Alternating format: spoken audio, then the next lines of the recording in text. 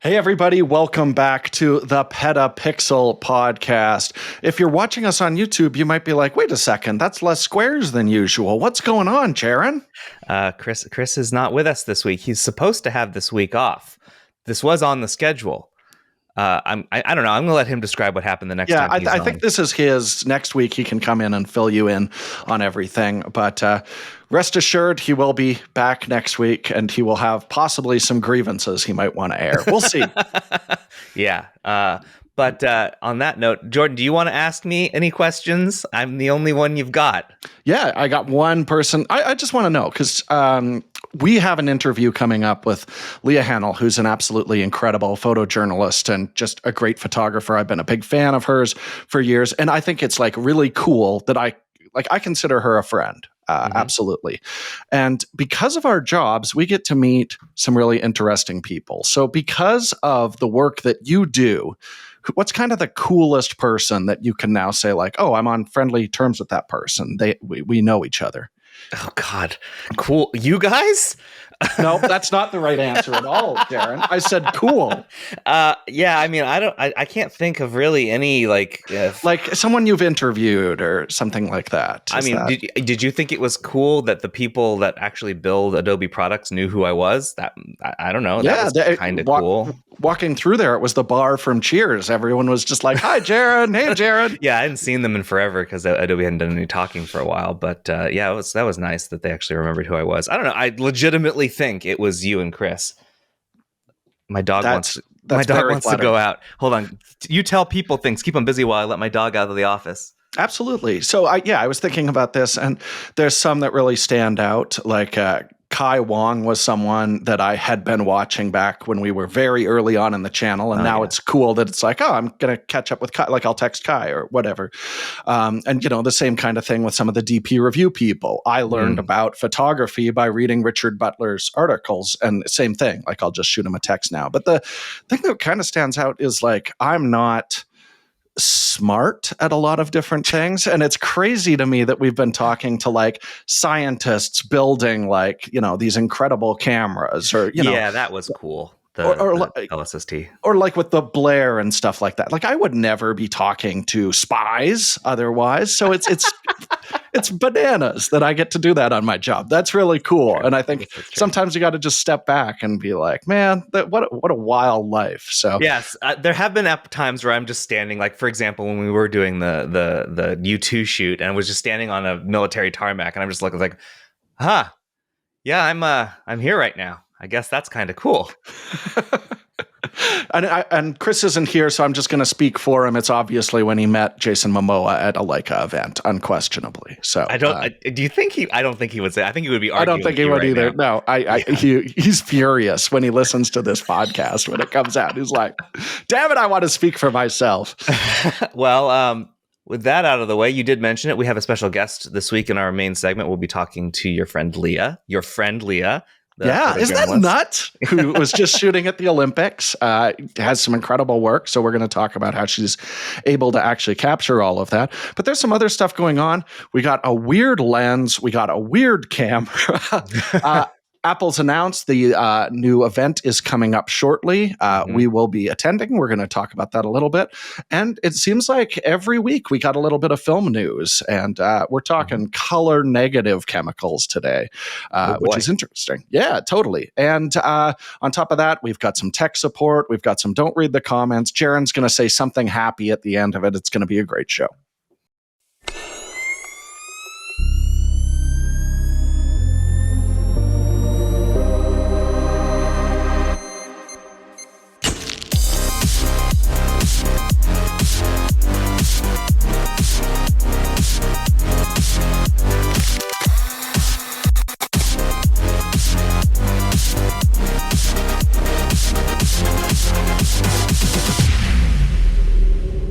If you are an adventurer or an outdoor enthusiast, OM System has designed the ultimate camera just for someone like you. Just you. Exclusively you.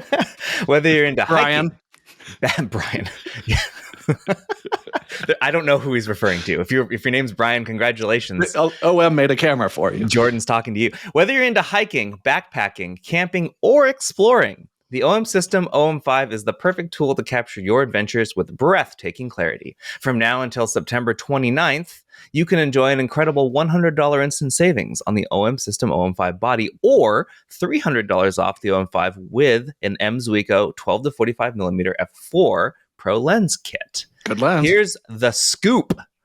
The OM5 body only is normally $1,199.99. It is now just $1,099.99 with the instant rebate. The OM5 with the 12 to 45mm lens, as Jordan just said, the very good lens, normally is $1,599.99. It is available for $1,299.99 with the instant rebate. Every moment of your journey deserves to be captured. Don't miss the chance to transform your photography skills with the OM System OM5. And don't forget to check out the assortment of M Zuiko digital lenses. OM System's legacy in industry-leading optics continues with lots of special discount offers. We've mentioned them before on the podcast. Go make sure you catch previous episodes to hear all of those details. Visit as long as I get to talk about the 8-25. Wow, which what a great I believe lens. You did. Yeah. Yes. Visit explore.omsystem.com/PetaPixel or your nearest authorized OM System retailer today. Thanks to OM System for sponsoring the PetaPixel podcast. We appreciate it. Jared, right. Let's do some news. Let's do that. Let's start with Samyang, I believe. Maybe it's Samyang. I don't think it's Samyang. That sounds very like there's no way. But I'm gonna say it that way, and it's very insensitive. I'm gonna Nikon it. Well, Samyang unveiled the world's first optical exchangeable autofocus lens. Mm-hmm. It's called the Remaster Slim. And it's a shell of a lens, a housing with like the necessary physical and electrical components. And then the middle can be swapped out and it can change between a 21, a 28, and a 32. And they're all at f2.8. I think this is kind of fun. Do you remember the Lens Baby Composer, Jaron? Yes, I do. Yeah. This reminds me so much of that. It was the exact same idea, but that was a manual focus. Shift lens. So they're definitely maybe piggybacking on that concept a little bit. But yeah, it's cool that it's autofocus.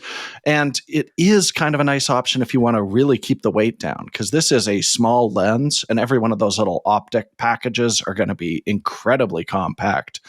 My main concern is just how are you storing these? Like the actual container that it comes with is going to have to be a little bit large to keep them protected, or you just have like lens optics jostling around in your pocket.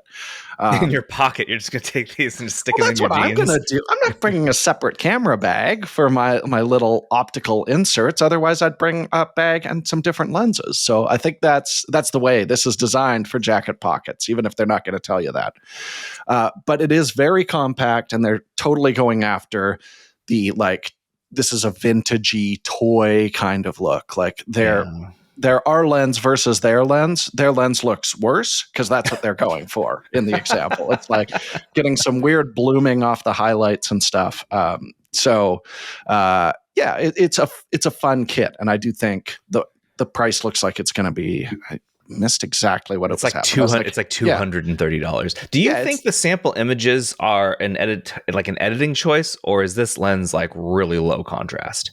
I think it's, I don't know if they're all exactly the same character, but yeah, there's so much blooming on those highlights. It looks like someone slapped not even a modern diffusion filter, like an 80s diffusion filter in front of a lens. But I don't know. Check it out. If you like the look of it, it's cheap. It's going to be small. And I think it's kind of cool.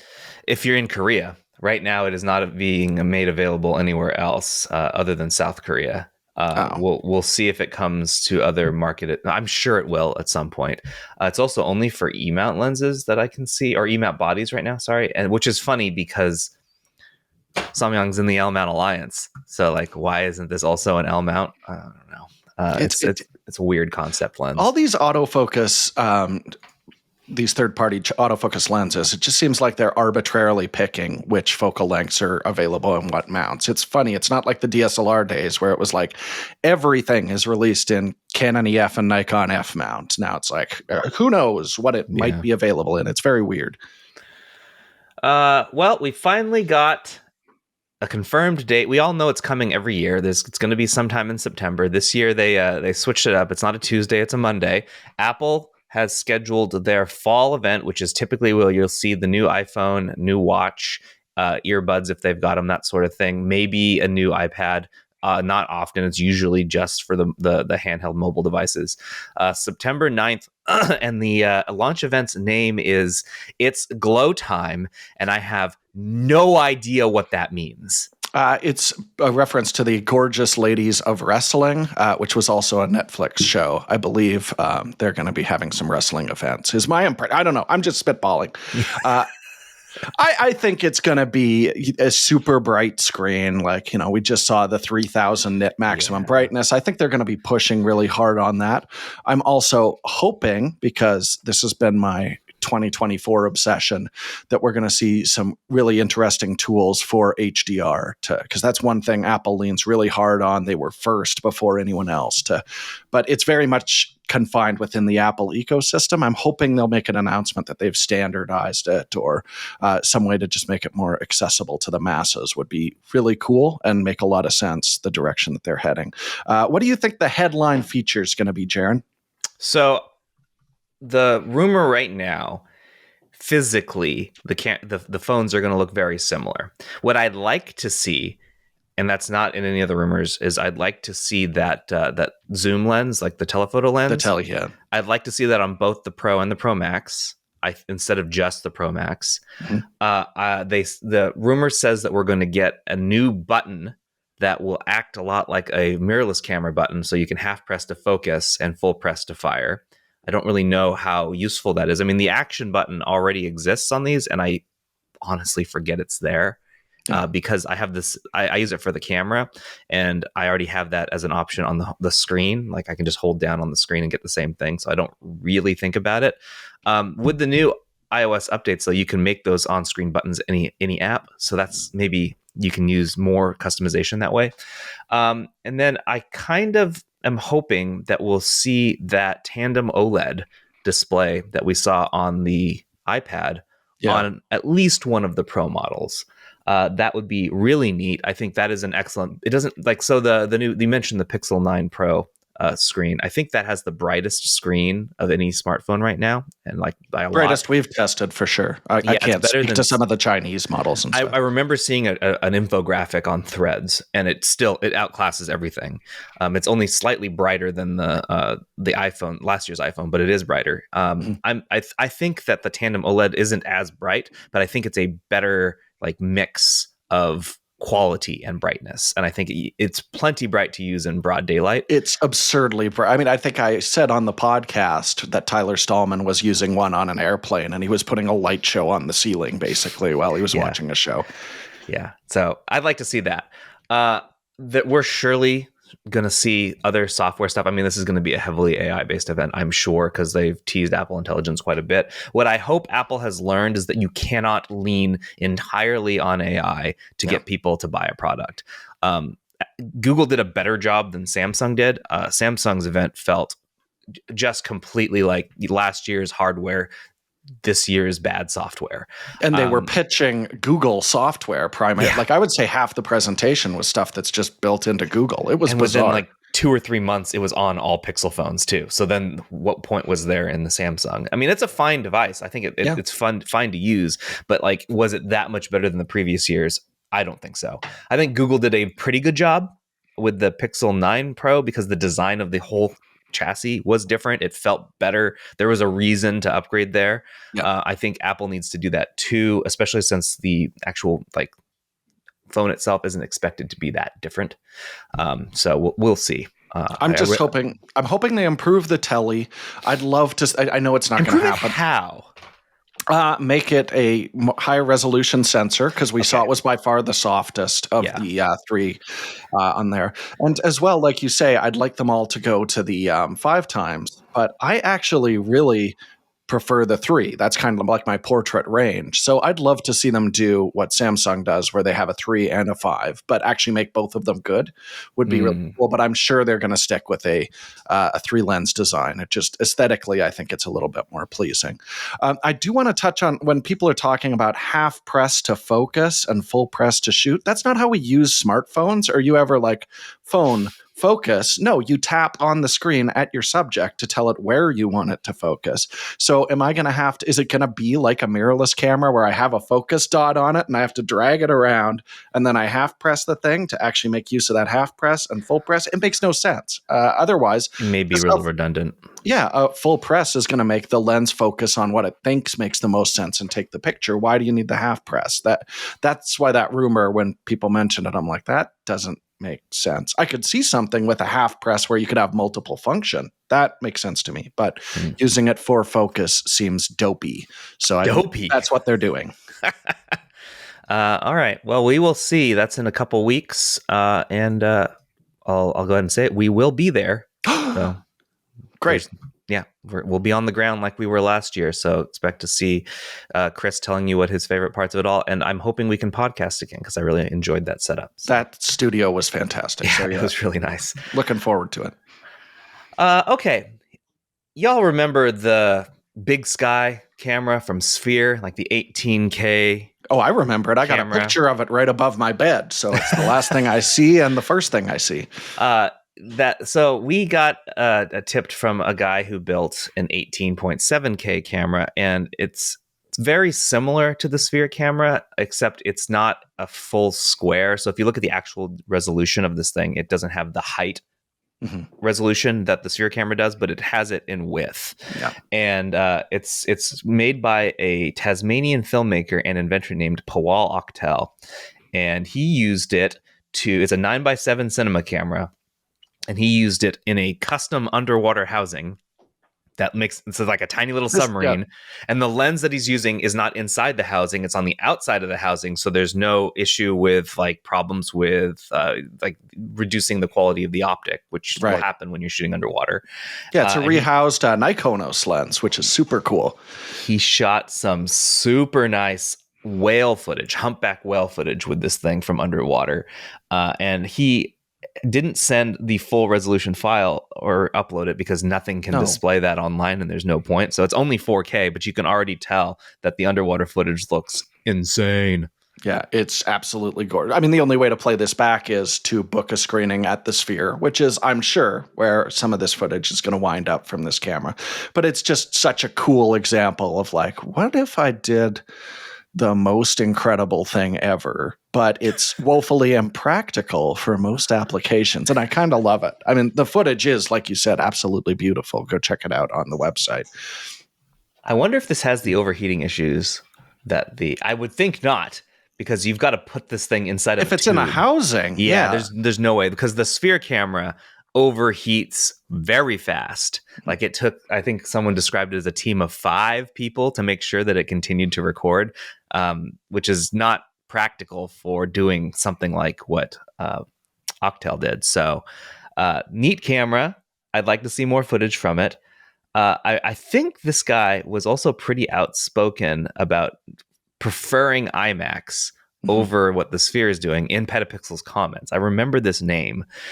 So when he sent the press release about what he did with it, he specifically said that it can be shown in it because it exceeds IMAX specifications. Well, by a huge margin, yeah. Yeah. It can go on a massive 32K LED volume stage. This is the one in Nant Studios in Melbourne, Australia, and specifically didn't mention the Sphere. But if you go to the website for this thing, the MSG Sphere is mentioned along with IMAX as where you could theoretically get the most out of watching this footage.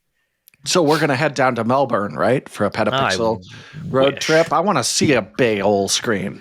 I know you do. So it's funny, those listening, like when we were in San Jose last week, 2 weeks ago, gosh, 2 weeks ago now, we were just wandering around downtown, and there is the Tech Museum down there, and Jordan is reading every single poster he can, like wanting to go in there and I want to go see an educational IMAX movie. Like that was just part of school. Is like once a year we're gonna go watch a documentary about flowers at the IMAX thing, and I haven't done that since I left high school. I want to go back. I want to see a vaguely boring educational movie that's beautifully shot on a giant screen. I don't think those movies have changed, and I don't believe the posters have been swapped out since that period, because I also went to that tech museum and watched those movies as a kid. I would wait for the underwater ones. I always liked the below the sea ones.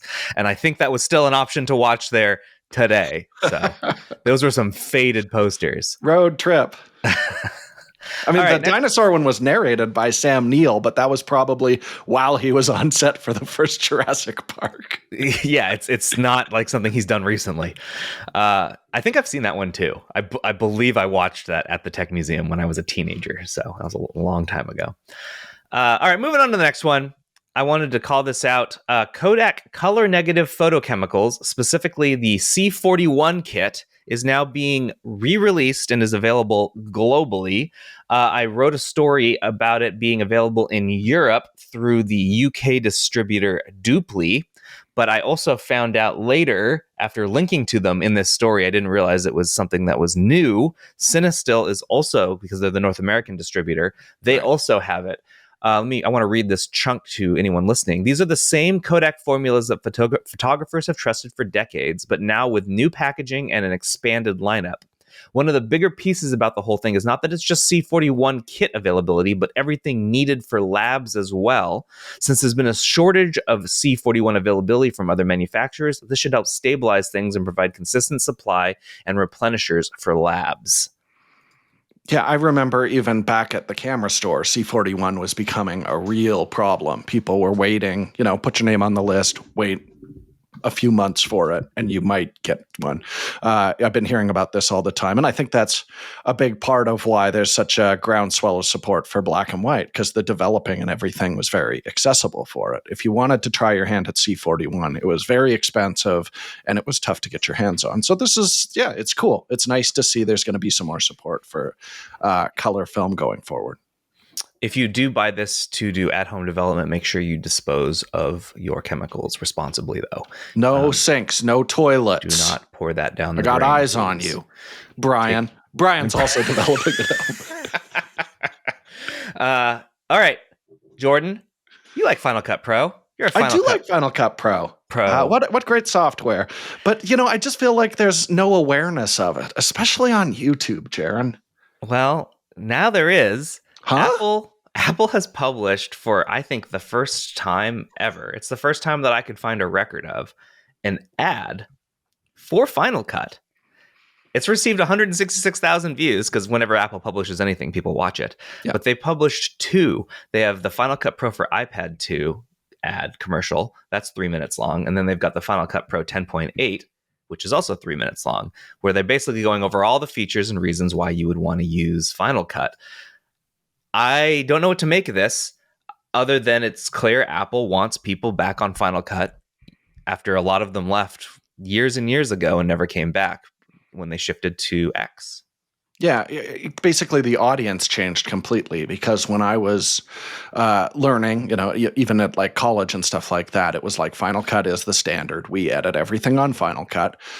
They did the big switch, redesigned it, and it was largely broken for the first year. Like absolutely essential tools were missing from it, and professionals left in droves, but it was still incredibly fast and extremely intuitive. It's still the editor that works the way I think the most. But it was basically like what we do. It was YouTubers. It was like small productions. That's really what Final Cut was for. And I don't think they felt really the need to advertise that much. Because of it. So I'm just curious why now it's not before the WWDC. Like they have a new version come out, but it's not a massive upgrade. Some of the new, like it is really interesting. It's doing what Premiere does, where you can just drop log footage in. You don't have to even tell it what type of log footage. It'll analyze it and try to make it look good, which will be really nice for people just getting their feet wet with it. But yeah, not a massive upgrade. I don't know why they did this. And also, if you watch the Final Cut desktop one, they have an example of like, and you can keyframe it. That is the worst, like most amateur looking thing. Like it's just a guy walking and there's some text like with a terrible font like bobbling beside him. And if I did that, I would be like, nope, Command Z, undo. That doesn't look good at all. And they used it for their marketing of their software. It's weird. But yeah, I just don't know why they're doing it now, unless there's going to be like some really interesting integration when the phone's coming out. It just seems like odd timing, because they didn't launch this when they actually launched these updates. It's been a little while. It's just kind of sitting in the middle zone where they like, sure, we made some really well produced videos about the product. Okay, cool. Yeah. On a somewhat related note, last week we mentioned it. Blackmagic announced a new version of DaVinci Resolve 19. I'm working on a story right now about DaVinci Resolve, Premiere, and Final Cut, and like this whole market that they're in, and how Resolve sort of like very much upset this market. Yes. Like the disrupted it, I think is the best word. It's not published at the time we're recording this, but if it is published, I will link to it in the description below, because I do talk to all of them. I have not spoken to Apple as of recording now. I'm hoping to this morning after we finish recording, and I should get some information about like how they see Resolve. Hopefully. That's fingers crossed. I don't know. Apple doesn't do a lot of talking, so it's hard to know if they're actually going to tell me anything. But I haven't even got a confirmation of that. But I'd like to. I really like to know how a product that's free in Resolve is looked at from two companies that are selling it for a lot, and it's not cheap. So yeah, I think it's kind of funny. Apple clearly sees DaVinci as like not a competing product, is the impression that I get, because they've actually used DaVinci demonstrations when they release new laptops and things like that. So I do think they're a little bit more like, look, ours is, not quite as complete, but it runs very fast. It's not as much of a color grading to it, where Premiere is just fascinating to me, because that is a direct competition that's going after that same audience. So I'm curious what Adobe's going to say. And I spoke to two people at Adobe, and I got their quotes already. So you can take a look at that. Maybe we'll talk about it next week as a recap. I'll scope it. All right, last major story. We found this chart from Statista that shows really graphically the rise and then crash of the the standalone camera market as it. Sorry, graphically was a joke? No, it's graphic. There's a graph. It's an infographic. Yes. Oh, that makes sense. I see why you said it that way. This graph even combines film cameras and digital cameras, so you can really see like when the film fell off as digital really ramped up, and you can see this massive heights that they climbed to in like 2010, 2011, and then just the precipitous fall off. And the Statista positions it as essentially smartphones did this. Yeah. And that's because the volume of products was never the high-end interchangeable lens cameras that we focus on now and that are continuing to be the bread and butter of this industry. It was back then, the bread and butter was compact fixed lens cameras. And those just basically disappeared, much to the chagrin of Gen Z, who is now trying to buy cameras that are all pre-owned, with a bunch of anymore. Buggered CCDs and stuff. Yeah. Something else worth pointing out here is they did another chart. I don't know if you remember, we talked about this a couple of months ago, but the Japan's government did like a survey of Japanese citizens, and they said one of the questions was how many of you own a digital camera. Well, it turns out they did a different survey across different countries, and the number is even lower in Statista's. I believe in the Japanese one, it was like in the 40s. Yeah. Statista shows it just barely over 30%, probably close to 32, 33%. That's down from the same survey from 2018, 2019, which had that in Japan 50%. But Statista also shows multiple other countries: Germany, UK, France, India, China, South Korea, and the United States. The country that used to have the most was the UK in 2018, 2019, with well over 60% reporting they had a standalone camera in the household. That's down to under 40% now. The other one is Germany, which was just under 60. They now are reporting the most at 40%. In the United States, they didn't do Canada, because why would they? Yeah, there's not many. What are we? There. Yeah, it's just ice. The United States had about 55% reported ownership in 2018, 2019, and that's down below Japan to the lowest percentage actually on this whole chart, probably 31%. So yeah, it's not a lot of people own these standalone cameras anymore because smartphones take everything. Really good pictures. Yeah, and maybe they'll take even better pictures on September 9th. On that note, what a segue. We published a story this morning. I didn't put it on the board, but I thought I'd point it out to you. Michael, don't spring these things on me. I like to come prepared. Michael, the publisher of PetaPixel, is currently reading the 2011 biography, Steve Jobs. And in that, there's a quote from Steve that is from 2005, actually. So this was published in 2011. The quote he's referencing is from 2005. Jobs was also obsessing about what could mess us up, us being Apple. The device that can eat our lunch is the cell phone, Jobs said. He said that in 2005, before they made the iPhone, he was concerned about it destroying the iPod. And he basically said the, in quotes, camera market was being decimated now that phones were equipped with cameras. I don't know why he was talking about that in the present tense, because they weren't. Yeah. But he was so afraid of that he pivoted the business to go smartphone well before this happened. This book was published before the collapse of the camera market. This guy saw this coming miles away. Yeah, no, it's crazy. And he was a really great guy as well. I was going to say he's a terrible father, horrible boss, genius business person. You know what? Sidebar. The movie Jobs rules. People don't like it. They should all watch it. That's a great movie that doesn't get as much credit as it deserves. Is it a biopic? Yeah, kind of, but it only is like 3 days of his life. And it's really, really good. By Danny Boyle, the director of like Train Spotting. So check it out if you haven't already. You like how I said that correctly? Not biopic, which is what I read it as for many years. Now I know it's biopic. Yes, because it's a biographical picture. Yes. Yeah. All right. Last thing before we get to our interview with Leah, I put this out on YouTube, the community tab, and I also did this on Threads and Twitter. And this is my last attempt. If anyone backed a Bode, what Chris calls a Bodie, incorrectly, which is the Stuart Semple made Kickstarter that was the idea was to make a different creative suite software that would compete with Adobe. This was over a year ago now. If anyone backed that, we want to know what they're saying in their Kickstarter update section. We can't see it. It's only for backers. And they stopped answering our emails. We did a whole interview with them afterwards, essentially like, so you know what? You did get funded. That means you have to do it, right? And they were like, yeah, okay, for sure. Here it comes. Yeah. And now it's been a year and we've heard nothing and they aren't answering emails. So if you can tell us what that tab says, we'd love to see it. So please, if you gave them money, I'm sorry. I should have. I should have done it. We could have had sweaters. Yes. I want the sweatshirt that would be just, I could wear ironically. Yeah. And I didn't do it. I should. Just proclaiming you got scammed. It'd be amazing. Yes. Yeah. No, I willingly did it. If I gave the money, I would know that it wasn't ever going to result in software. I would be doing it strictly for the sweatshirt. Money well spent.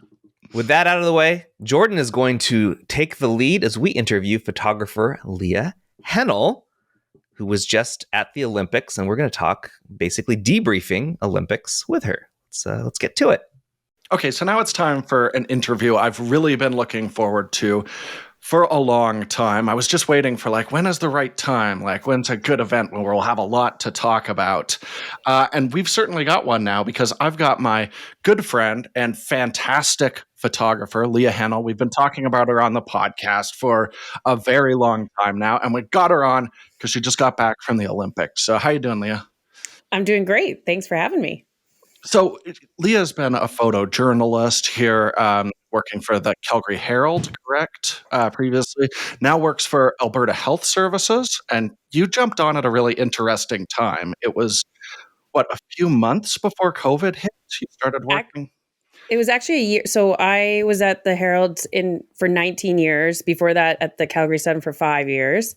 So yeah, photojournalism forever. And then, I jumped ship in 2019 to Alberta Health Services to document healthcare, like in the hospitals and outside and all that stuff. So almost a year exactly before COVID hit. So when COVID hit, obviously my role shifted and it was documenting healthcare and COVID. Yeah. Yeah. And you have 2 books out there. What is the name of your... Yeah, so the Along the Western Front is my Western, kind of Western rural life book. And then Alone Together, a pandemic photo essay is the other one. Yeah, and they're both absolutely brilliant works. And I find you really interesting because you are someone who shoots a little bit of everything. I don't think no one's ever called me interesting before. I like that. So I do photograph a lot of stuff. I like photographing anything and everything. And I think that is primarily from my background as a newspaper photographer, where we did photograph sports, fashion, news, food, everything, documentary. So yeah, I like photographing everything. So I freelance as well on the side, doing a lot of sports, and just my own personal projects that I work on. Cool. Well, I'm looking at the pictures that you sent over that Jordan shared with me, and you do photograph everything. Like there's so many different sports here. You didn't specialize in any one, which is different from the other photographers from the Olympics that we spoke to this year, at least, where like it seemed like they were focusing on one or two events. You've got a huge smorgasbord platter of different events here from, it looks like a couple years. There's some from 2022 in here too. And they're all like, the way that you've captured them is a mix of just like straight up sports photography, where you'd see that, pretty typically from others. And then others that are like very artsy. And I especially like your wide angles. Some of your wide angle action shots are so cool. Thanks for saying. Yeah, I do like to get close as I can to the action. Obviously, covering something like the Olympics, we're fairly limited with access and where we can go, especially because my first Olympics were with Post Media, like the Calgary Herald. And then now I'm photographing for the Canadian Olympic Committee. So we're still kind of restricted where we can go, which is different from big agencies. They can go a little bit further than we can into other areas. Yeah, that was something I wanted to touch on. But before we get into like the actual process of shooting the Olympics, I'm just curious. You've been doing sports when you were shooting for the paper and things. Is that something you were interested right from the start when you were a beginning photographer? Or is that just something like, oh, part of my job is I shoot sports, and then you just became a fantastic sports photographer over time? I think a little bit, but I always thought that I would end up at the Olympics competing in figure skating. So I grew up figure skating for a long time. Like I think I started when I was 3, stopped when I was 21, and I was no terrible.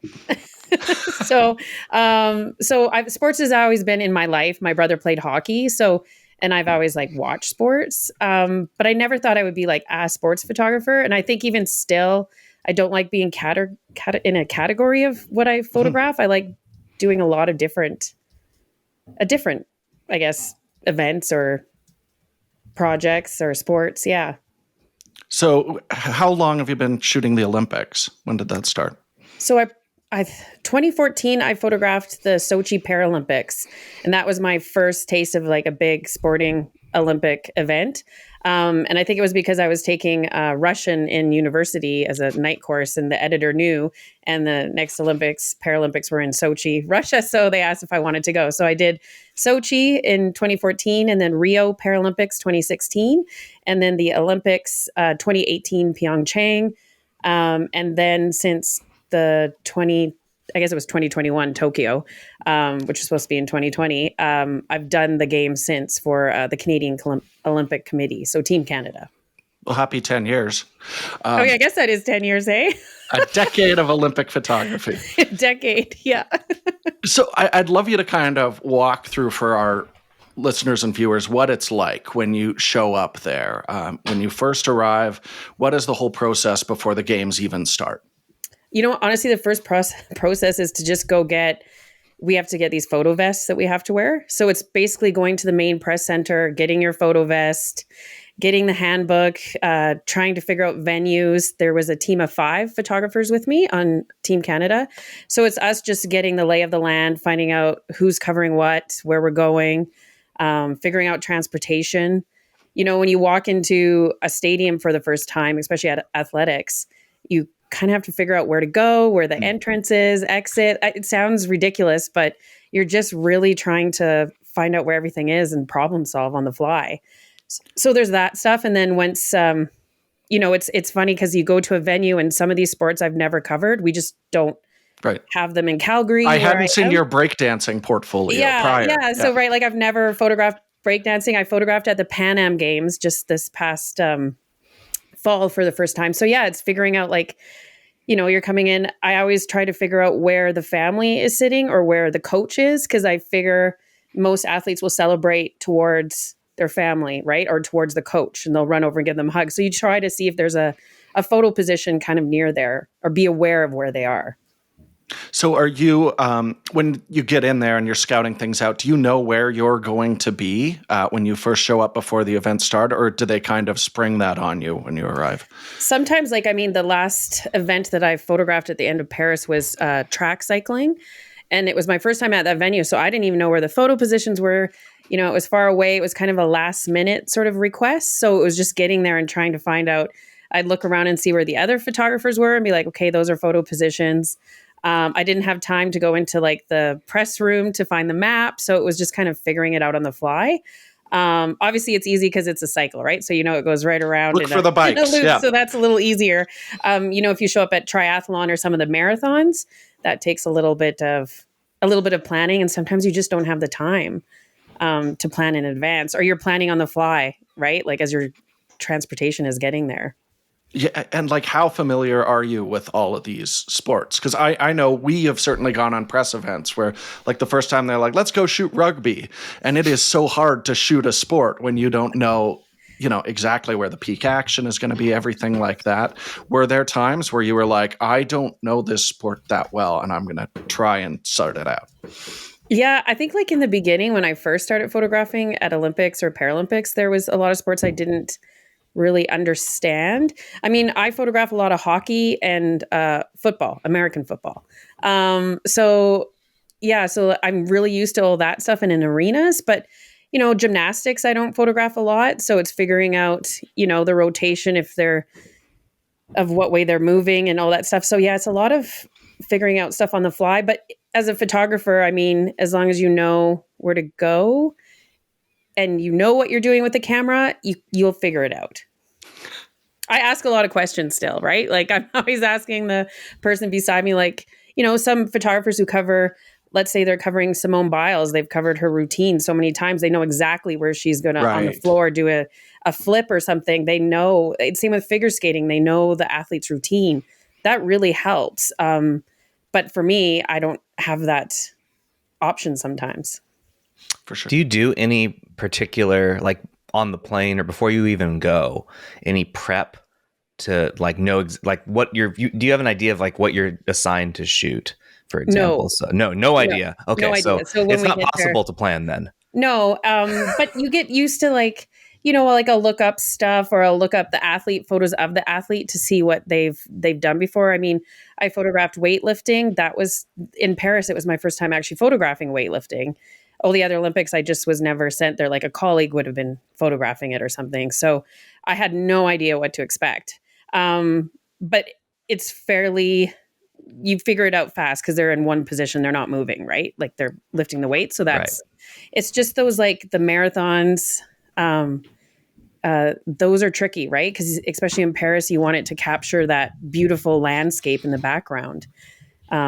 That gives it a place, right? It's usually when you're going to Olympics, you want it to show a sense of place. So you want to include like the Olympic rings or something from the city's background, like the landscape sort of thing. So yeah, you've got like the Eiffel Tower here in, I think it's a volleyball shot. Yeah, beach volleyball. That was probably the best Olympic venue I've ever photographed at. Like it was, it's the Eiffel Tower. You don't even need people there. It's like the Eiffel Tower and this beach. It was amazing.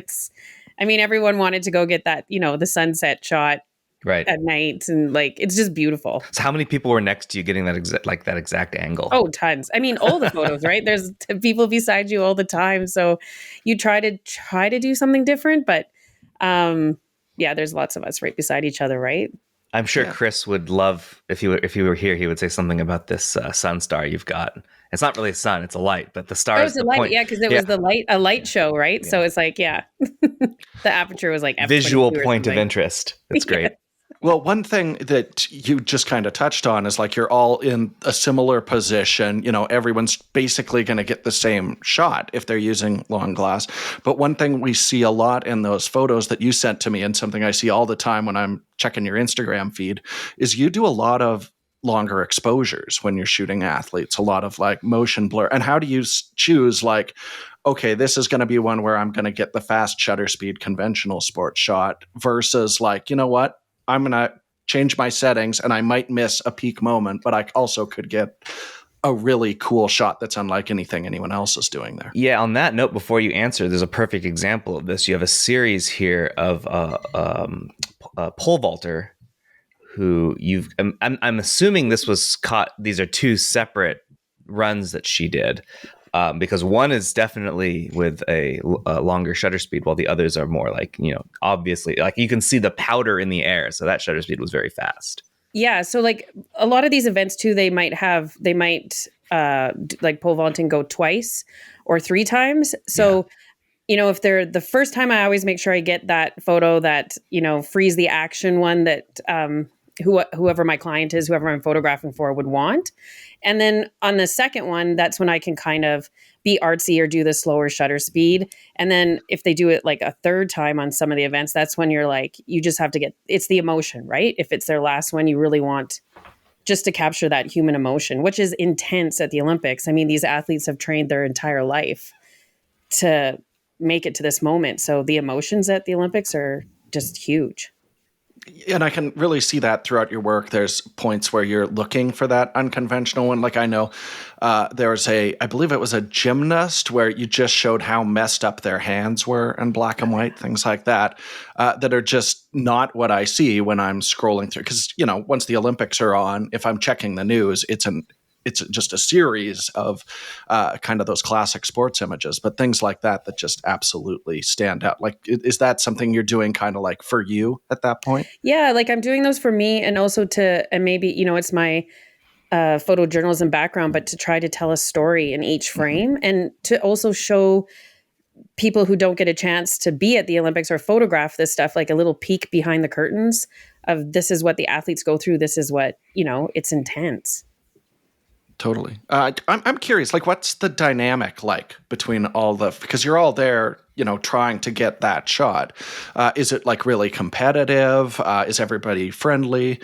Are the videographers annoying, like at a wedding where they're ruining everything? Like, what's the dynamic like? Well, it's definitely, the Olympics are definitely a TV production. It's, they get, they could be in the way for sure. Yep. But no, it's, since I've started, and even once I started in the industry decades ago, it has gotten so much better. Like it's still very competitive, but for the most part, we all help each other out. So if you have to get to athletics early, you need to get save your position and you're sitting there for hours, you have to go to the bathroom, you make friends with the person beside you and watch each other's gear and spell each other off. So I found at this Olympic Games, especially, it was great. Everyone that I had talked to got along.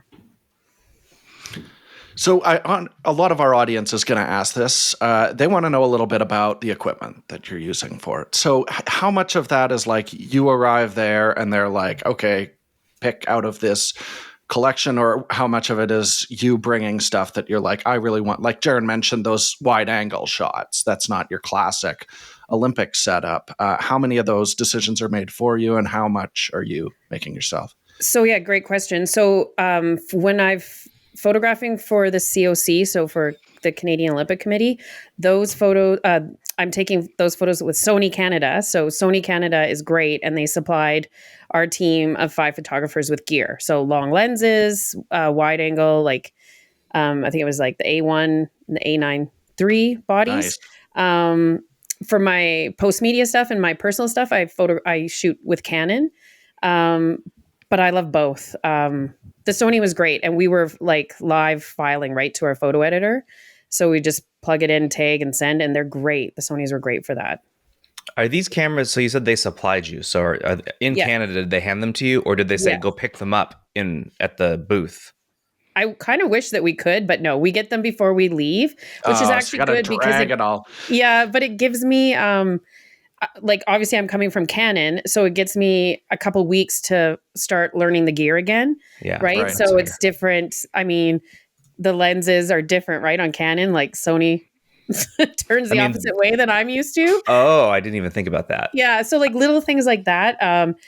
And if I'm setting up remotes, I didn't at these games. I usually don't actually. My colleague does. But yeah, little things like that you have to kind of relearn, I guess. So it is interesting when you go to the Olympics and you're also photographing on gear that you're not familiar with. So I like a challenge. Speaking of this, I actually have a question because I'm legitimately curious how this works. At this event, for example, Canon, I know, sent their entire global amount of R1s to this event to have people have the opportunity to like use one if they wanted to. In my mind, if I was out there for work and I'm out there to shoot, I'm like, I'm not sure I'm going to go get a pre-production, not 1.0 firmware camera and go quote unquote play when I'm supposed to be working.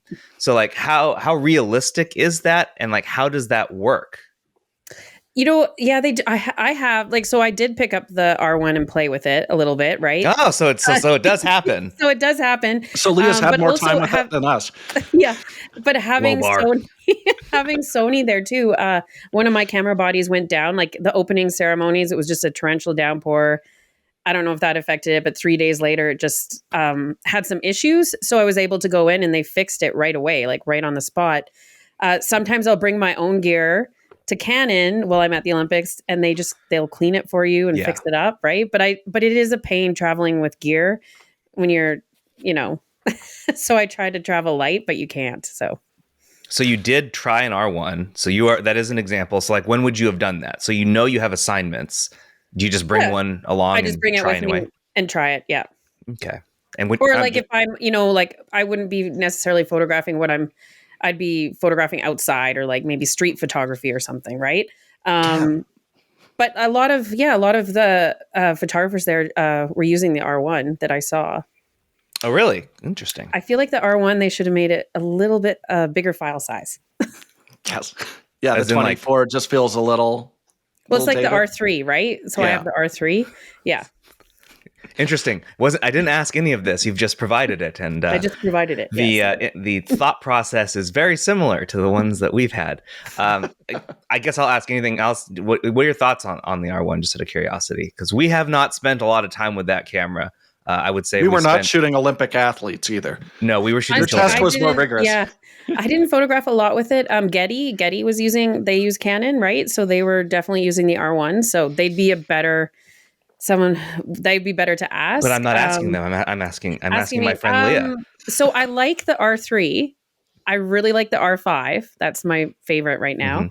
Mm-hmm. Honestly, I just wish it would have been bigger file sizes because I don't see too much of a difference between the R3 and the R1. Right. For me. And on the Sony side, the A1s, I like those. Mm-hmm. I like the A1s. Yeah. And we had the A9 III as well, which is what I photographed most of my wide angle stuff was with the A9 III just because it is a smaller file size. Right. So I didn't want to crop too much because we are cropping quite a bit. You're not that close, even with a 400 or a 600. I noticed that. That's a good thing to transition to. I noticed that you've got several photos in here in this pile that you gave me where I can tell you definitely cropped, and you actually have in a couple places the original and then the crop that you would do. So what do you do with these crops? Are these things that you'll send for publication, or are you when are you cropping these? Like, how does that work? Well, I mean, I'm trying to think of an example, but there's one here of a regatta, and you've got the two Canadian women that are like embracing, like mid embrace. And the rowing. Yeah. Yeah. So I was actually photographing that with a 600 from our photo position that was like on the side of the shore, let's say, and they are very far away. Like that is a huge crop, and that was on a Sony A1, but it's a massive crop even before I cropped it in tighter. So it holds up. But basically I'm cropping because like the emotion in that photo and that frame is where the crop is. And so everything else is just like, get rid of it. But I mean, I grew up starting photographing with film. That's how I learned in my career. And so I would always try to, frame and crop everything in camera to get it right in camera. But when you're photographing sports, a lot of time you're cropping in tighter because you are far away. This is excellent feedback to hear, because a lot of apologists for 24 megapixels will say professional sports and journalists or whatever, they don't need more megapixels. Obviously, in some cases, that's not true. Yeah. I mean, we're getting spoiled. I think the first digital camera I had was the Kodak, the NC2000. It was a 1 megapixel. And 1.2. I was photographing flames with it. Yeah. And I mean, we still cropped and it was awful. So we're getting spoiled now with the sizes of the files, right? So, yeah. You mentioned like using the camera for some stuff when you're not shooting the event. I'm curious, like when it's, because your days are enormous, right? Like how long is an average day there for you? That's a good question. Like a few of the days we're covering 2 venues. So I would probably leave the hotel at like 7 or 8 a.m. and get back at like midnight. Right. That's so when does this personal day. Like, because if it's me walking and I'm in France, in Paris, the venues were amazing, right? Like there's so much history there. So walking in between to the venues, I mean, we couldn't walk. Venues were very far apart, but some of them were close. Where you know, at the breakdancing, skateboarding, and 3-on-3 basketball were all at the same area, so you could walk. Right. And so just like more doing like photojournalism, documentary stuff with the other cameras. I stayed a week after the games, but then I was just using a camera that I recently bought to take my photos. Which one was that? So I bought the Leica Q3. Yeah, you did. There's a story behind why I bought it. Okay, go ahead. Kind of sad. So my dad recently passed away 4 months ago now. And so, of course, when he was in the hospital, I went and I had borrowed the Leica Q2 from the camera store. I'd never picked up that camera before. So I took it with me. I'm used to documenting very sad stuff. So I was photographing my dad and he died. And I took it as this sign that I needed to go buy the camera. So I did. It's amazing. Yeah. And yeah. So on a sad note, yes. Yeah, so now I have this camera. Sorry, I was like, love that camera. I know. Everyone's probably like, why is she laughing? This is how I cope. So I have this camera, and honestly, it reminds me of my dad all the time. So I had it with me in Paris for a week to walk around and photograph whatever I wanted for myself, and it was great. I found it really interesting. Like you said, you've been shooting the Olympics for 10 years, which kind of rolls through directly with the transition from DSLRs to mirrorless that we've seen. What is like the change in cameras that has made it like let you shoot things you couldn't before at the Olympics or made your life easier or something like that? Like, they're lighter. They're way lighter. Mirrorless, and the lenses are lighter. That is a huge change. Other than that, I mean, I know there's a lot of technical changes. I'm not a very technical photographer, as in I don't spend too much time on the gear. I mean, obviously I know how to use it, but I don't obsess over it. But it has made life easier. Obviously it's instant, right? Like you see, I mean, digital is so different from film. Yeah. So it has gotten easier. I mean, it's gotten easier and harder because now editors and all that stuff know we can get images out fast. So that kind of makes it hard too, right? Because they're expecting it faster and faster. Right. I'm curious, can you get eye control to work with your eyeballs? No. Okay, perfect. All right. We'll put that on that. We'll reference this. It. We'll reference this later, but somebody is in the comment section of our R5.2 review says, well, it's clearly the color of the eye that's the problem. And I've already responded, no, we have multiple cases where both we'll work never or don't figure work. this. We'll never get to the bottom. We don't know what reasons there are for it failing. It just so happens that Chris and I can make it work, and almost a large group of people that we know can't. So I should have asked this, and again, because I'm not that technical, I don't know many photographers in my area that use eye control for sports. But I should have asked that at the Olympics, actually. I would have been curious to see. Well, to this point, there's only been one camera that had it that's been publicly available for very long. Doesn't the R3 have eye control? Yeah, that's it. Yeah. That was the only one. Then the R1 and the R5.2 got it, but those weren't really ready. So I have the R3 recently. And I have never used eye control on it. I had it for a little bit photographing hockey, and it was just messing me up, so I turned it off. Yeah. No, I will never get to experience except on my old film cameras where it was still working. So one other thing I was kind of curious about, like photographers are always told to like specialize. That's the advice they always get, is like figure out what your niche is and just hone in on that. And that's something, like you said, you don't do. Like I never know when I look on your Instagram what I'm going to see that day. It is great advice when you do become an expert on one sport or whatever you're photographing. I do think that is valuable for sure. For me personally, I feel like I would just get bored. I feel like I just want to, and I want a challenge. I want to walk in somewhere where I've never photographed it before and see what I can do, see what pictures I can make. See, that's funny because that's like my nightmare, is showing up at an event and being like, I don't know how this sport works. I don't know what equipment is going to be available for me. Like I think that comes from like the video background, is like, I very much want to know what's going to happen. Jaron will attest to this whenever we go on a trip together, right? But I think this is my news background too, right? I never knew what my day was going to be when I woke up at the newspaper. I could be up in a hot air balloon, or I don't know, photographing bobcats in the wild or something. Like, we never knew what was going to happen, right? Or there'd be this big news event and you're sent out of town. So I've spent my entire career up until this point not knowing what my day was going to be. And I love that. Kind of moving back to like your experience at this year's Olympics for a long time. And we have like some really like core memories of when we watched the Olympics and we could see photographers out there.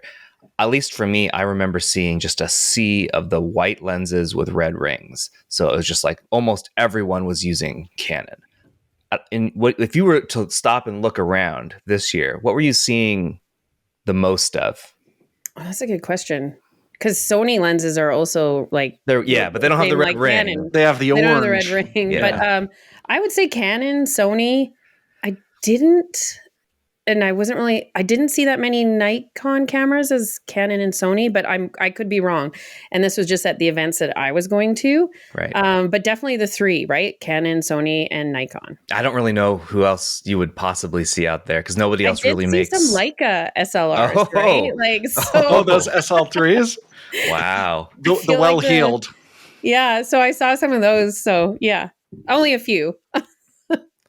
There's always one person in the news every year who shoots film at the Olympics. Did you see anyone this year? Yes, David Burnett. You guys, he's amazing. He had his I want to get the camera that was wrong. I had a photo taken with it. Was it his speed graphic? Oh, wow. Okay. Like a 4x5? And it was great. Yeah, it's awesome. The photos that he had from the Olympics were amazing. I haven't seen all of them. I haven't looked on his page yet, but yeah, yes, there is people who shoot film. Yeah.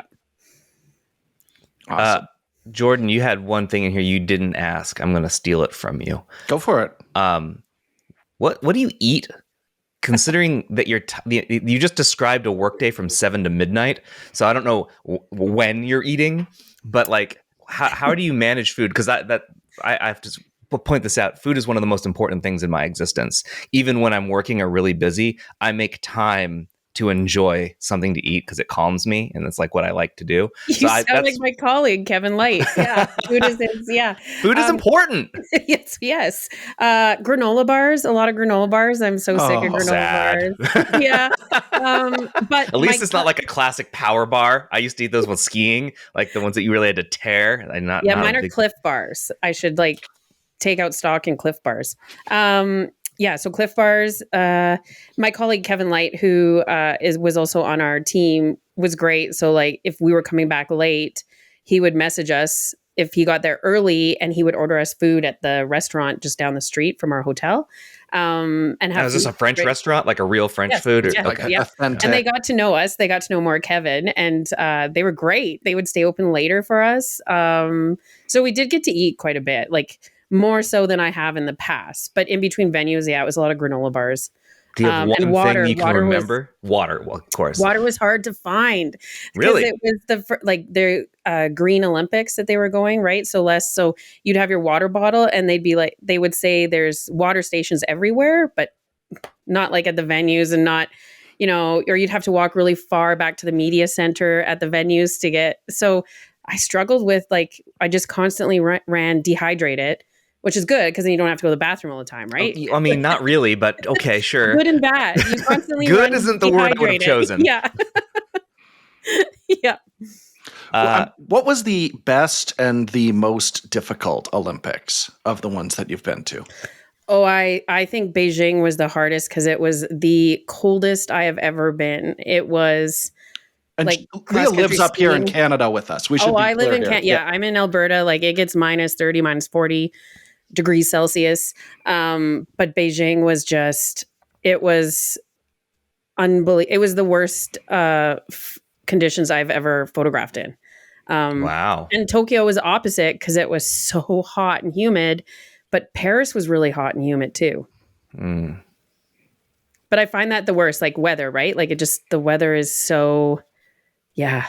And I mean, I'm complaining, but imagine being those athletes. Yeah. And they're competing in it. So I'm always okay, stop being a whiner, Leah, and think about my shutter finger is so sweaty right now. Yeah. Oh yeah. You're constantly sweaty. You walk out as soon as that, that first bead of sweat goes down your back, you're done. So my last question is you're armed with 2 cameras when you're out there, or do you have more than that? I have 3. 3. So usually I have, I had the 400-2.8, the Sony 400-2.8 on the A1 and 70-200-2.8 on my other A1 body, and then 16-35 on the A9 III. So you had 2 A1s and an A9 III. Yeah. And you prefer the A1s.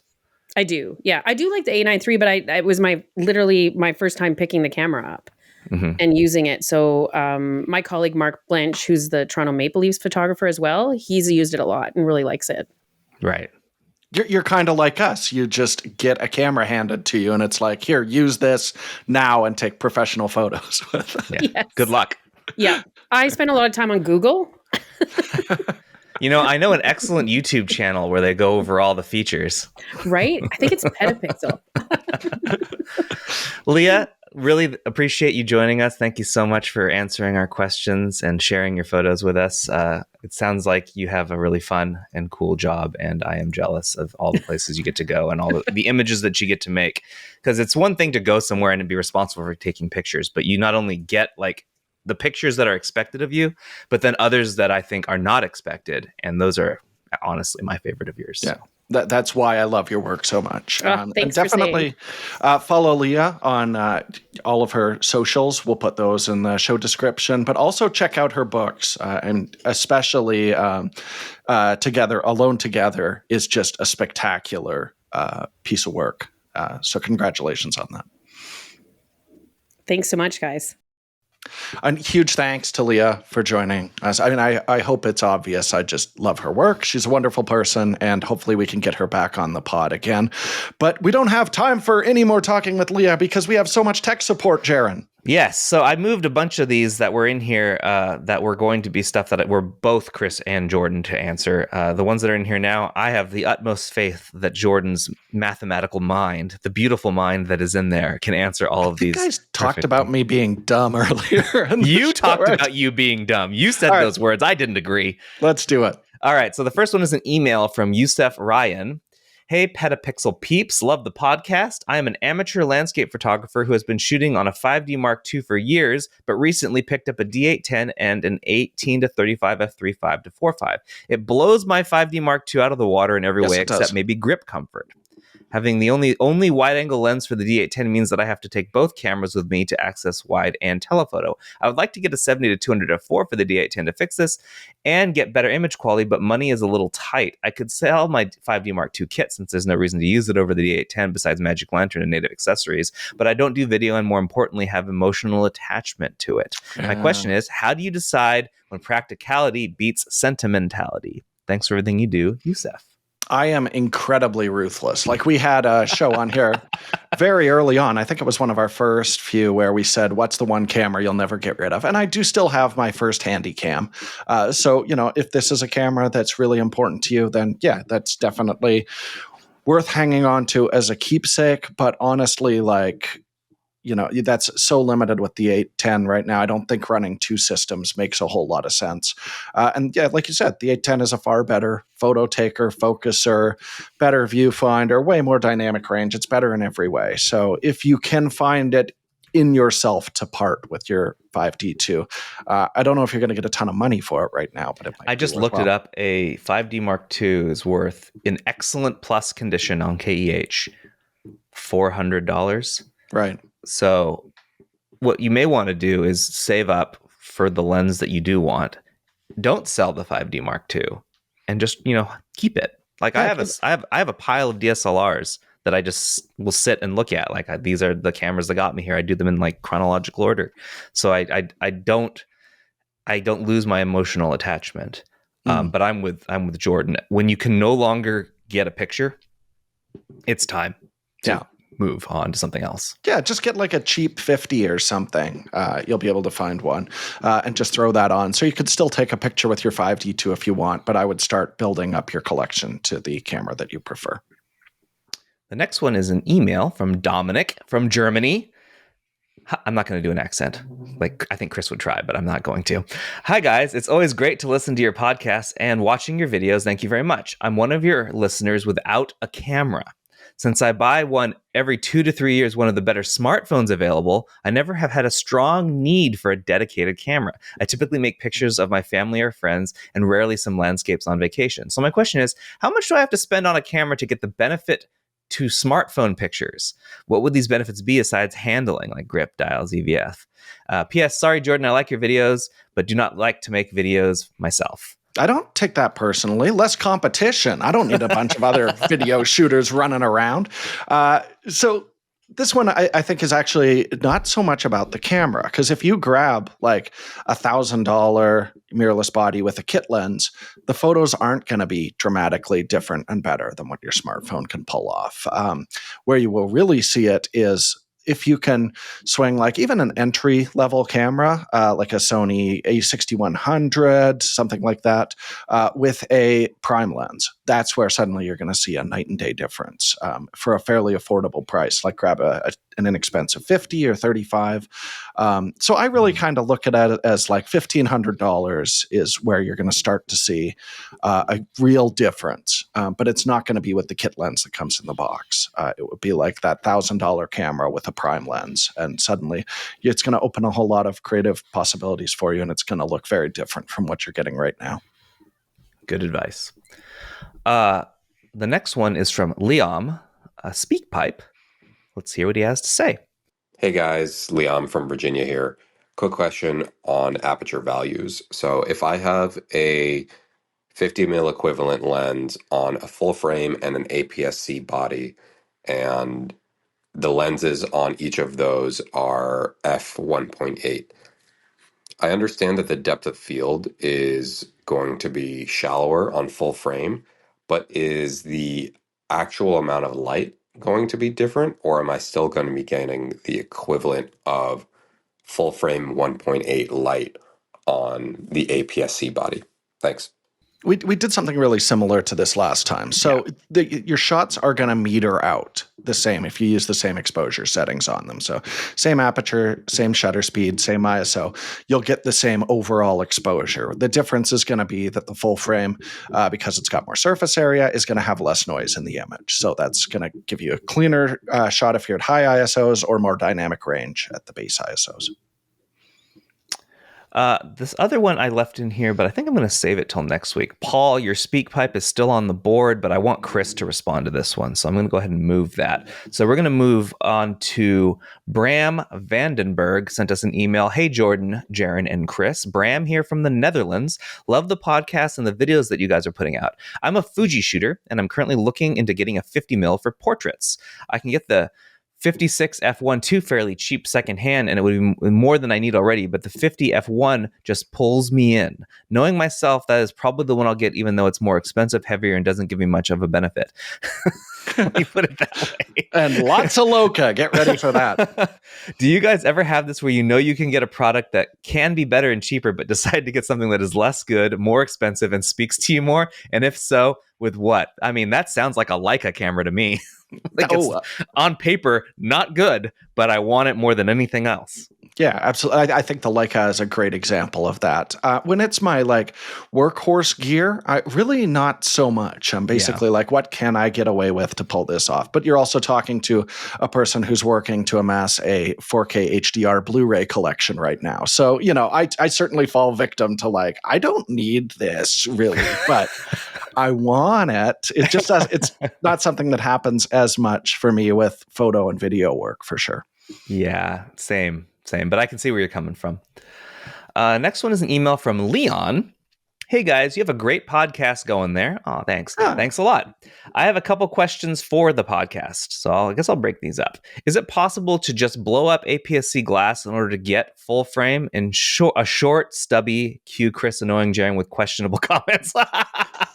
Insert your own in your minds. I'm not going to do it. Yeah. You know what he would say. So a short, stubby Sigma 18 to 50 f2 DGDN would be awesome. Thinking of the same focal length as an APS-C lens, but twice as fast, they wouldn't even need a new formula.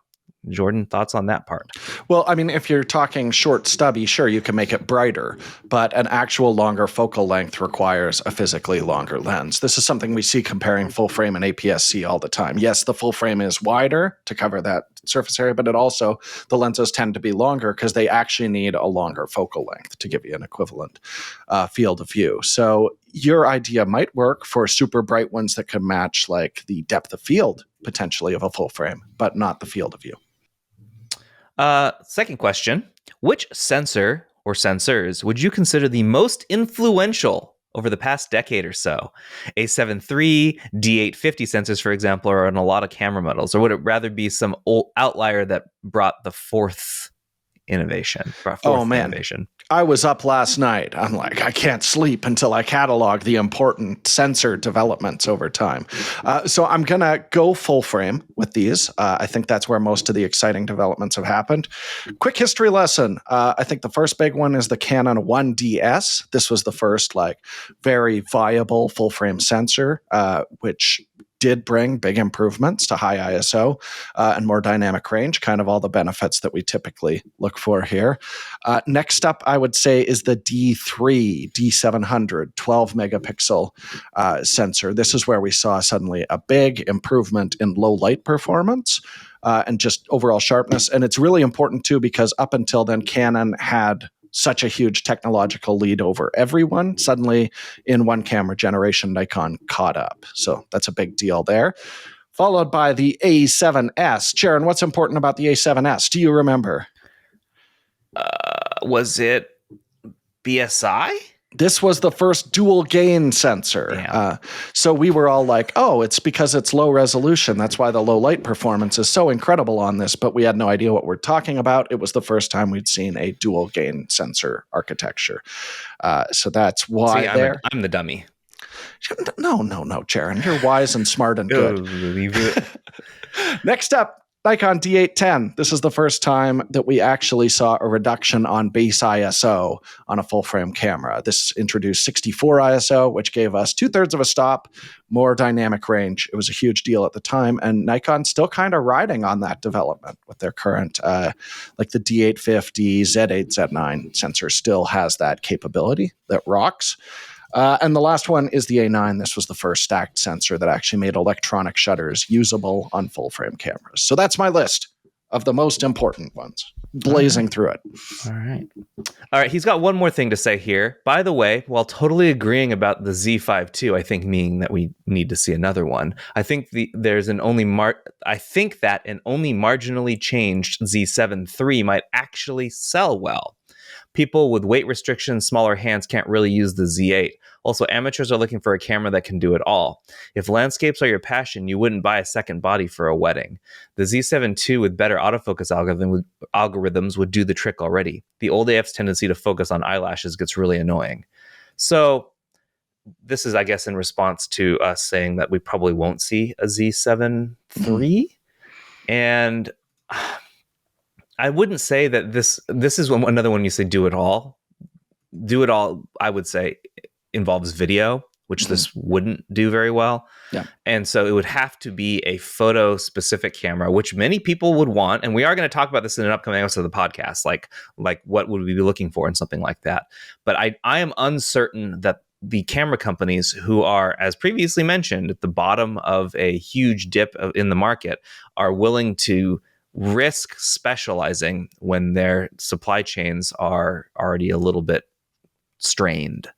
So I can see where you're coming from. I'm still not convinced. Anything, Jordan? Yeah, I actually think this would make more sense now because when we initially had that conversation, we'd shot the Z6 III, loved it. We hadn't processed the files and learned about the dynamic range penalty of that partially stacked sensor. Now I think there's real room for a mid-priced camera with fantastic dynamic range using that D850 sensor I was just talking about, but just roll over like the improved 3D tracking, the body upgrades, the viewfinder from the Z6 III. I think that'd be a compelling package. So you think that they so I think there's room now. I think you're advocating for it. I'm changing. With more information, I am now saying a Z7 III would make a lot of sense. So with that in mind, that you're fine with it, knowing that Nikon wouldn't be able to say it's hybrid. Yeah, I mean it'll be able to record video just like it won't the do Z7, a very good but job. it's not going to do a great job. No, if you care about that, go Z8 or go Z6 III. So you would say that and be like, it's fine that it doesn't because there are options for you if you want a hybrid. Yeah, absolutely, and a less expensive option, I would assume. We'll see if Nikon does it. Next one is a speak pipe from Patrick. Let's listen in. Hi, Chris, Jordan, and Jaron. It's Patrick here from Down Under. As somebody from a younger generation, I just quickly wanted to, I suppose, comment on the Pentax 17 thing, because I'm a professional photographer. I shoot Pentax and all this K1, 2 and things. But I have a lot of friends who shoot film who are not professional photographers, and they do it for the aesthetic. They do it for do it for the gram, essentially, do it for the Instagram. And I think this is really where this market, what the market that they're targeting is people who, like, we tend to really forget how many hurdles we actually have to jump through to get a good deal on a film camera. You have to know what you're getting. You have to know or rely on a salesman to tell you exactly what you're getting when you're going out and buying a film camera. And it's hard to do that online because you can't really tell unless you know exactly what you're looking at, the condition of things you're going to be. And when don't have a lot of disposable income, you want to make a really sound purchase, having a brand new film camera that you can actually just go into a shop and buy, makes a whole lot of sense for people of my generation who just want to get a really good camera that's just going to work. And having a half frame, having 72 photos per roll rather than 36, with development costs as they are at the moment, it makes a whole lot of sense for people who just want to publish some really, cool looking photos on social media. And I think that's really where this camera is aimed. Yeah, I feel like we almost undersold this aspect of it when we did our initial review. Like, we were like, yeah, if you want a new camera, something with a warranty. But yeah, just the used market, unless you've been like testing film cameras, it's daunting and you don't know exactly what could go wrong. Is your shutter timing off? All that kind of stuff. It does just make so much sense to be like, look, here's a thing I can buy. It works. And the film is going to be less expensive for it. And yeah, half frame is totally sufficient for slapping it on social media. So I think what I'm hearing from camera stores is this is definitely paying off. That 17 is selling like gangbusters. And I think this is a big part of it and maybe something we should have emphasized more in that initial review. And it's not like we didn't say we didn't like it. I mean, we did. We did. We were like, this thing's great. It's fun. Yeah, but super you're right. fun. There's even more to it than that. So thanks for calling that out. Okay, the next one is from a name that I am going to butcher. I'm going to try. Pasha Vichsad emailed us. God, I know I messed that up. I'm so sorry. We apologize. I'm the one who said it, not Jaron you. feels terrible. I do feel really bad.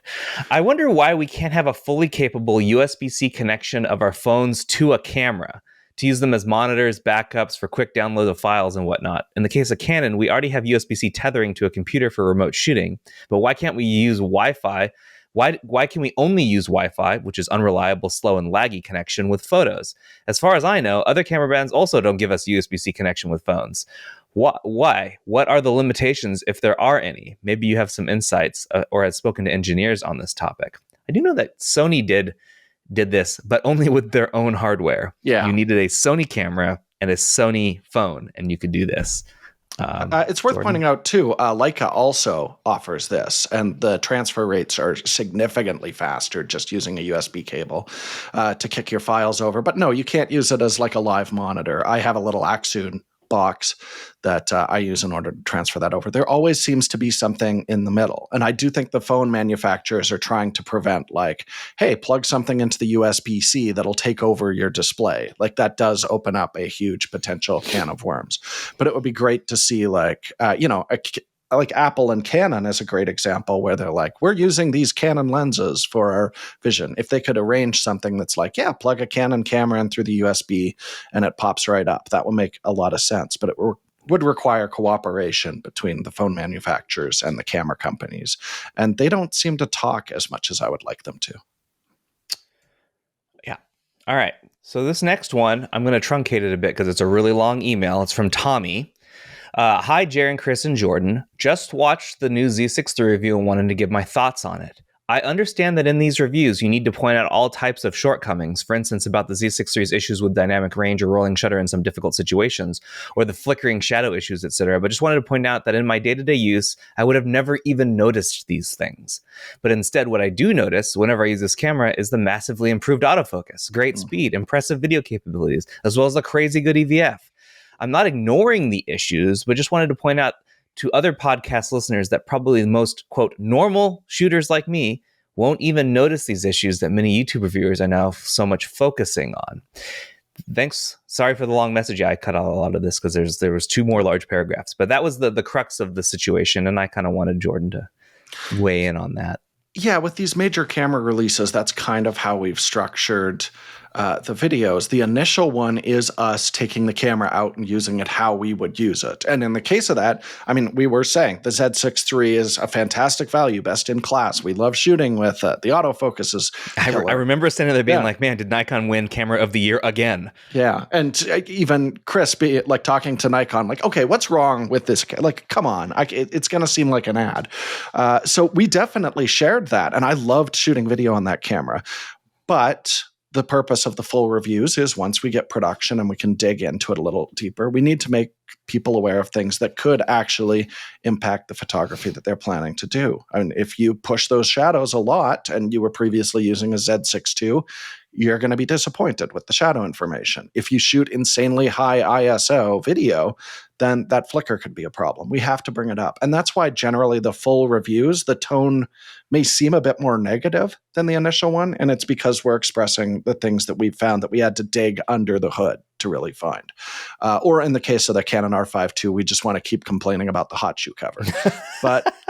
But that's why you'll see that a lot of the time. I think the initial videos are like, here's our experience using this. Here's who we think it's for.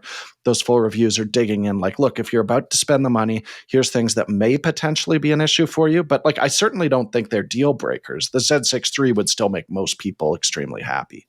Mm-hmm. And it might still win Camera of the Year. It could. Who knows? Yeah, we don't know at this point. I do want to point out that it's probably best in situations like these then to watch both their initial and review back to back, because then I think that does a better kind of like metering of their final opinions on something, because they will say all of the things you said, which they did in that initial, and then in the final review they do point out all the other stuff. So it's worth taking the good with the bad. That's what a good reviewer does. I think you should watch them both the day they're released, and then the day after, watch them both together to get those views up. And then like and subscribe. Like and subscribe like crazy. All right. What I'm going to do here is I would typically have done this before, but I forgot. My notes were all mixed up. So I'm going to ask now, Jordan, before we get to never read the comments, what have you been up to? Because you put something in like 5 exclamation points in here that you wanted to mention. I did. So last week I edited videos and shot videos. It was one of the busiest weeks I've ever had, so I have nothing to report. But then late last night, I looked on my YouTube feed, and what's this? A new video from one of your subscriptions. My favorite YouTube channel ever, Every Frame a Painting, that went defunct like 5 years ago, is suddenly posting videos again. So if you're not aware of this, it was a huge YouTube channel. Most of the videos have over 1 million views.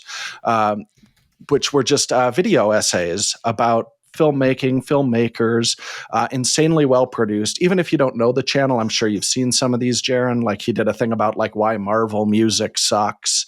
He did a Jackie Chan, like how he stages and blocks. I did watch this 7 Everybody years has ago. seen some of these. Yeah.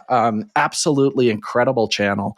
And he's back doing it. So I'm excited to see what comes out in the near future. But he just dropped one about the 2-shot, how it's useful, some great examples of it throughout film history. So if you're not already, go click on it right now. But I'm over the moon. This kind of made my week that we're seeing this again.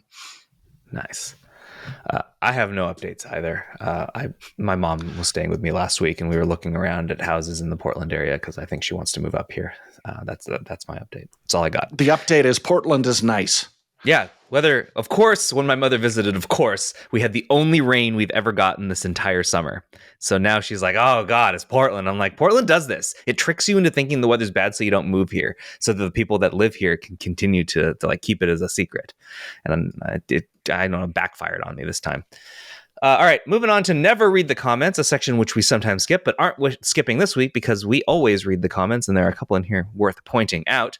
Firstly, in your R5 II review, everyone loves your buddy Mike Drew. And we love Mike Drew, and Mike Drew will be back. Actually, I can spoil it. Right after this comes out, Mike will be reappearing in an episode that'll drop shortly thereafter. So I don't even know that. Surprising me. Yeah, I haven't sent the rough over, Jaron. I'm cutting it today. All right. So on that note, there were some folks who think you guys were too hard on the R5 II hot shoe cover. And I will say this, that Chris has expressed these same irritations all the way back to when we first saw this thing in Arizona. Yep. And I stood next to him and I popped mine off without an issue. And then he sat there and fought with his and was unable to get it off. And then I tried to take his off and it didn't come off. Yeah, I couldn't get it either. And he passed it to the Canon reps who were and like, they were fighting. They were also doing. Yes, so we're like, okay, that's a one-off weird one. But then we got our camera up here and exact same thing. We know the technique you're supposed to use for it. I think there's maybe some manufacturing issues where some of these have longer pins than others, because Chris then went and scraped the bottom of the shoe on a concrete brick and whittled it down a little bit, and now it comes on and off just fine. So that's all Canon needed to do, is scrape their covers against a rock. I'm not going to stop complaining about this design. I think it's terrible. Well, Mike commented just yesterday, actually, Jordan, on that video, and he wanted to give an update. So I'm going to read. I don't know if you saw this, but I'm going to read it to you. Hey, folks, I wanted to let you know that I tried taking the hot shoe cover off another R5 Mark II, and I think I've cracked it. Once it's cracked, it comes off easily. Seriously, though, I did finally get it to come off. It ain't easy, but it can be done. No tire iron required. What a guy. The other thing that someone mentioned here, this is from Randall Brander, says, I believe the problem with the EVF by looking eye control with the subject is eye color. I mentioned this in our interview with Leah that somebody brought this up. This is where I'm going to talk about it a little bit more. Light blue, green eyes may not work with the camera. Brown eyes seem to work. I'm surprised no one is talking about this. No one's talking about it because it's incorrect. We've been comparing eye colors ever since the press launch, and even going back to the R3, actually. We just can't find a commonality that distinctly is like the eye control will work or will not work for you. We've had people with brown eyes who can't get it to calibrate. It's unpredictable. So go to a camera store, mash it up to your eye and see if it works. That's really the only way to know. That sequence in the video was really funny, though. I very much enjoyed that. Okay, I got an email from Frank Chen. Listen to your podcast this week about Tamron's third-party sales. Tamron definitely collaborates with Nikon more than the shared optical formulas. For instance, the Nikon Z180-600's optical design is jointly by Nikon and Tamron, and he points to a patent. Okay. Does that still account for almost 50% of their entire business? I don't believe it can't just be Nikon. No, it can't be. It cannot just be Nikon. There's no way, because as we pointed out, and as Leah said, Nikon's not actually has that big of a market share globally quite yet. After their the kind of tepid mirrorless launch, they've only gotten really good in the last year and a half. Mm-hmm. So I just don't. I refuse to believe that it's only Nikon is able to bring Tamron's full 100% of their sales, almost 50% of it to that. There's just no way. There's other lenses we don't know about. And I have to issue a correction. I told Chris that he was like, I think Pentax is using some Tamron designs. And I said, no, that was Takina. It's both, actually. The 2470 is Tamron, but I don't think that's accounting for 46% is the Pentax zoom from 10 years ago. I don't think that's it. There's others. There's got to be others.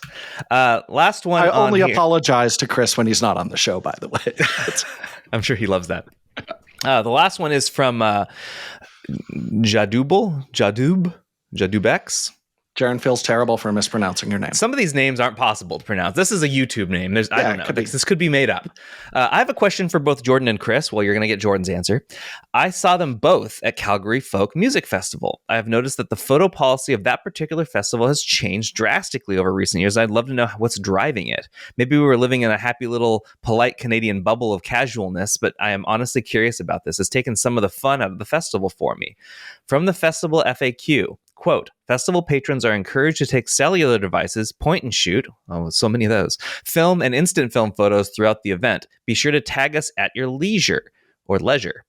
However, we urge all attendees to leave DSLR, mirrorless, zoom lenses, and any full frame or crop sensor digital cameras at home. As per the ticketing agreement, only approved photographers and videographers are permitted to take professional quality images. The festival reserves the right to determine that photography and photographs are deemed professional and may ask you to remove your photos from any public-facing social media platforms, websites, publications at our discretion. That's the end of the quote. Yeah. Professional quality image just makes me chuckle. Anyone with decent skills can do that with any camera. I'm curious. What do you think, Jordan? So here's the thing. This is very common at live music. I don't think this is so much the folk festival is like, we hate professional quality images. It's the artists saying, we don't want a bunch of people dropping high quality images without paying for that access or being approved. So I think that is a huge part of it. Also, photographers, I don't know if you know this, are really annoying when you're in a tightly packed area with lots of people. They might be just trying to improve the viewing experience and not have people with the aforementioned Nikkor 180 to 600 millimeter lens bonking people in the back of the head throughout it. I think that's a part of it. The one thing I can say is I've heard that actually getting accreditation for the Folk Fest is not that difficult, is kind of what I was hearing talking to some of the people in the pit. So definitely apply and apply early if that's something that you'd really like to do. And also, I hope you're one of the people who came up and had a chat with either Chris or I during the festival, because we met a lot of really cool people. Like the Folk Fest seems to be our demographic. A lot of people knew us there, and we had great conversations with a bunch of them. So hopefully that was you. If you do see Chris and I out in public, please come say hi. At any point, while they're traveling the world, absolutely. Say hello. If you see makes them, our day. Yeah, we will be in Monterey in a couple weeks. If you see us, and by us I mean them, you will not notice me. Just go say hi to them, and they love it. Chris loves to say hello for sure. I know that for a fact. I don't know. You love it too, right? I do. There's only been a few times in my life where I'm like, God, I really hope someone doesn't jump out right now because I'm having a terrible day. But it's incredibly rare. So please come say hi. Yeah. The only time I've ever been noticed was in the that Tokyo Tower. Somebody said they recognized me from the podcast, and that made my day, any building in the Adobe headquarters where that was weird. That's true. That's true. It's because I did a bunch of work there. Women years were ago. Fainting as Jaron. Hugely like, oh gross my exaggeration. God! Gross exaggeration. All right. That's it for the comments. We're gonna end the podcast with the feel-good story of the week. Photographer Abbas Shirahamadi, who used a 110-year-old camera to take a massive panorama of the Democratic National Convention last week. It is now a tradition for him to do so since at least 2012. He's an Iranian photographer, and he steps up to take the photo each year at the DNC. However, it does require the delegates to sit perfectly still. They're bad at this. Parts of the photo will come out blurry. It's not clear exactly which camera he uses, but it's likely similar or the 1915 Circuit, which captures 360-degree panoramics on film. They're the largest large format cameras ever commercially produced, with negatives reaching 70 inches long and 16 inches wide. I have an example on screen right now of what the picture will probably look like. We're convinced this isn't the picture that he took because it looks too sharp. We think this is probably done with a modern digital camera, but he does eventually actually produce the one that he shot on film. Okay, I was curious if this was the actual one. We don't think I'm so annoyed with the delegates. Yeah, because they couldn't sit still. It's like their coffee jitters and they're checking their phones during the exposure. Who knows? But I think this is nice. I think this guy has going on over a decade of taking this ancient camera out and doing the same tradition of shooting the DNC with this very old camera with a gigantic long piece of film. Yeah, I agree. This is a great feel-good story example is what I'd say, Jaron. And with that, I'll leave you with another look at the DNC convention image, what you can expect it to look like. It's real neat. We're going to catch you guys next week. Chris will be back. You don't have to just deal with Jordan and me for the foreseeable future. And hopefully you've enjoyed this week where we have been pumping out videos, some of which I'm actually still not sure if we're going to get them out. I hope so. It's going to happen. September, we will be picking up the busy yet again. More stuff to talk about. Looking forward to it. We'll have more to talk about next week. See you then. Thanks, everyone.